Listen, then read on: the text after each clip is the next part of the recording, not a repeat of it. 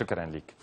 إذا مشاهدينا، سنبدأ مع أولى فقراتنا الصحية لليوم وحديثنا عن السعال.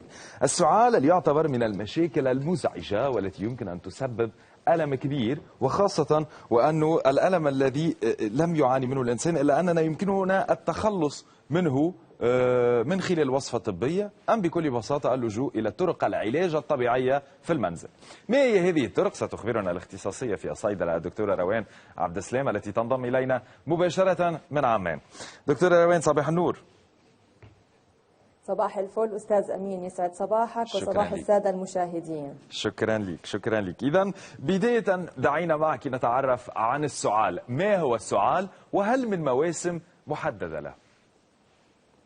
نعم، السعال يعرف بأنه ظاهرة دفاعية طبيعية من الجسم عندما يدخل جسم مهيج أو مستثير غريب، سواء كان مثلا غبار، تراب، دخان، ويستثير النهايات العصبية الموجودة فيسبب تهيج الممرات الهوائية والحلق. عندما يستثير النهايات العصبية ترسل مسج أو رسالة إلى الدماغ، والدماغ يقوم بحث البطن والصدر على طرد الهواء خارج الرئتين، وبالتالي يطرد الجسم الغريب خارج الجسم. فإذا هي ظاهرة طبيعية من فترة إلى أخرى، وبالعكس هي ظاهرة صحية.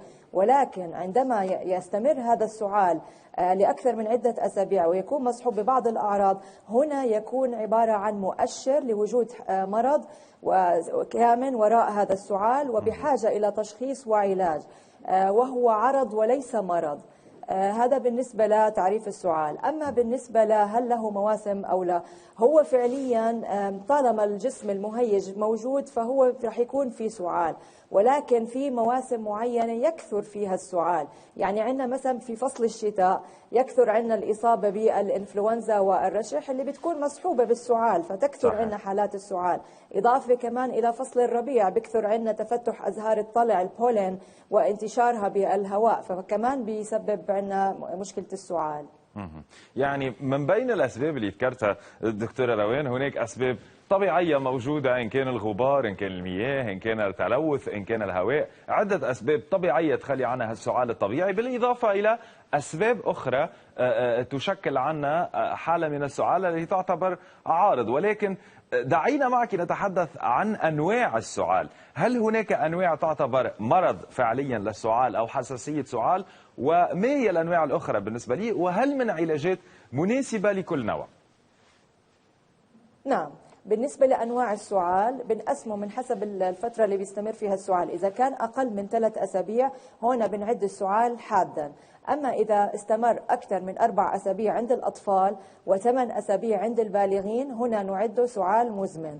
الآن بالنسبة لإنتاجية هذا السعال، يعني إذا كان هذا السعال منتج productive cough بنسميه، اللي هو يعني بيكون مصحوب مع بلغم ومخاط اللي هو رطب، هذا للسعال النوع الأول. النوع الثاني اللي هو عندنا السعال الجاف اللي هو non productive cough اللي هو غير منتج، بيكون غير مصحوب ببلغم أو بمخاط. هلا علاج السعال يعتمد بالدرجة الأولى إذا كان السعال مستمر وبأعراض معينة على معرفة السبب أو المرض الكامن وراء هذا السعال وعلاجه. يعني مثلا خلينا نحكي عن الأسباب لحتى يعني ننتقل إلى العلاج. يعني عندنا من الأسباب مثلا عندنا الرشح والإنفلونزا، في عندنا الالتهاب الرئوي اللي هو النيمونيا، في عندنا مرض فيروس كورونا المستجد الكوفيد 19 في الوقت الحالي. عندنا كمان من الأسباب التهاب الجيوب الأنفية، التهاب القصبات، فشل القلب. عندنا بعض الأدوية اللي بياخدوها مرضى الضغط اللي هي عندنا الانجيوتنسين كونفرتنج انزيم انهبيتورز اللي هي المثبطات الانزيم المحول للانجيوتنسين. هاي كسايد افكت او اثر جانبي لهاي الأدوية بتعمل سعال. كمان في من الأسباب الشائعة للسعال في ناس يمكن مو كتير بيعرفوا عنها، اللي هو عندنا داء الارتداد المعدي المريئي قد يسبب السعال. إضافة كمان لحالة التنقيط الأنفي الخلفي اللي هي بنسميها بوست نيزل دريب. كمان عندنا يعني من الأسباب التدخين، وإحنا كنا ب31/5 احتفلنا باليوم العالمي للامتناع عن التدخين، فهي فرصة لكثير من الأشخاص اللي بيدخنوا إنهم يبتعدوا عن التدخين. كمان من الأسباب عندنا اللي هي سرطان الرئة، عندنا السل من الأسباب، الساركويد.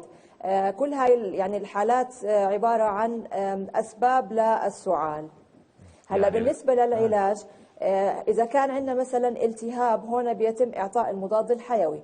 إذا كان عندنا السبب عبارة عن الحساسية بنعطي عندنا أدوية المضادات الهستامين الأنتي هستامينز ومضادات الاحتقان. إذا كان عندنا السبب الارتداد المعدي المريئي بنعطي أدوية المعدة اللي هي البروتون بامب انهبيتورز مثبطات مضخات البروتون. إذا كان عندنا السبب اللي هو الربو، بهاي الحالة بنعطي بخاخات الاستنشاق الموسعة للقصبات الهوائية وممكن أو الاستيرويدات اللي هي الكورتيزون.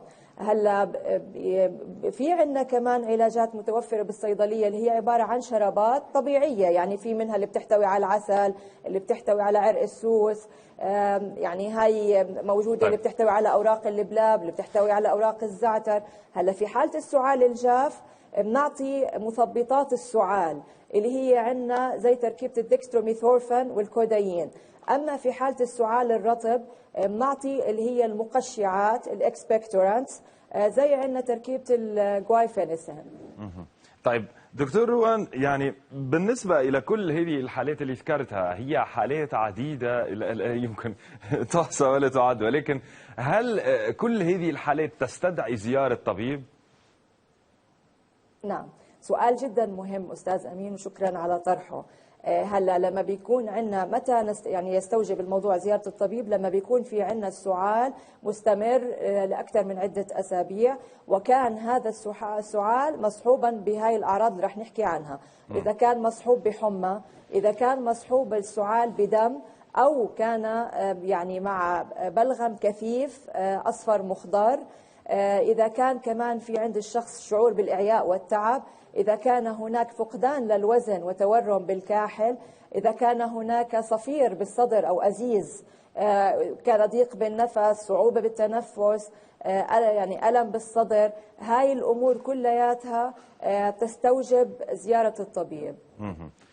هذا بالنسبة لزيارة الطبيب. فماذا عن العلاجات المنزلية؟ هل هناك من علاجات يمكن أن نأخذها بالمنزل من مواد طبيعية موجودة عندنا تخفف من السعال؟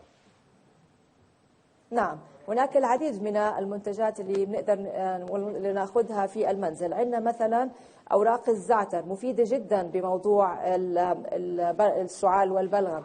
عندنا كمان بالنسبة للعسل، العسل مفيد جدا في تلطيف الحلق وترطيبه. شرب الماء ويعني العصائر الطبيعية مفيد جدا لأنه بيعمل على ترطيب الممرات الهوائية، وهذا الشيء كتير مفيد.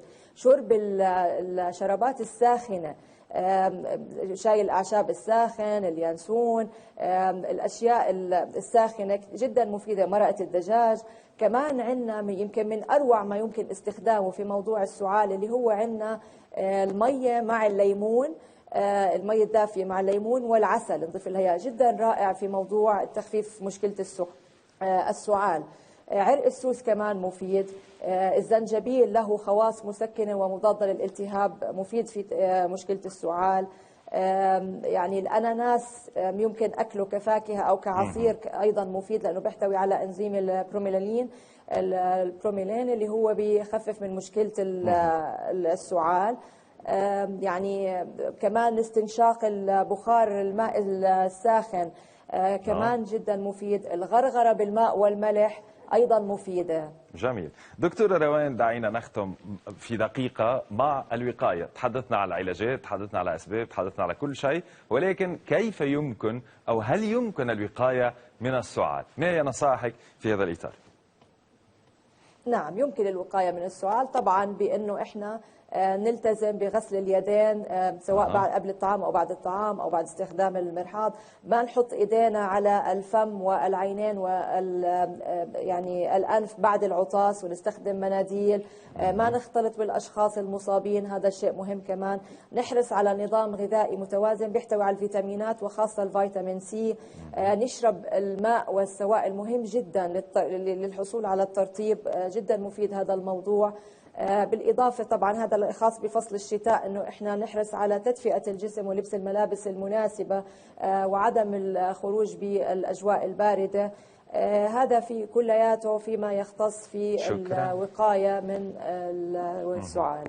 شكرا ليك على كل المعلومات اللي أفتينا بها الاختصاصية في الصيدلة الدكتورة روان عبد السلام. كنت معنا مباشرة من عمان مرة أخرى، شكرا جزيلا لك. عفوا، شكرا لك أستاذ أمين ويعطيكم ألف عافية. شكرا.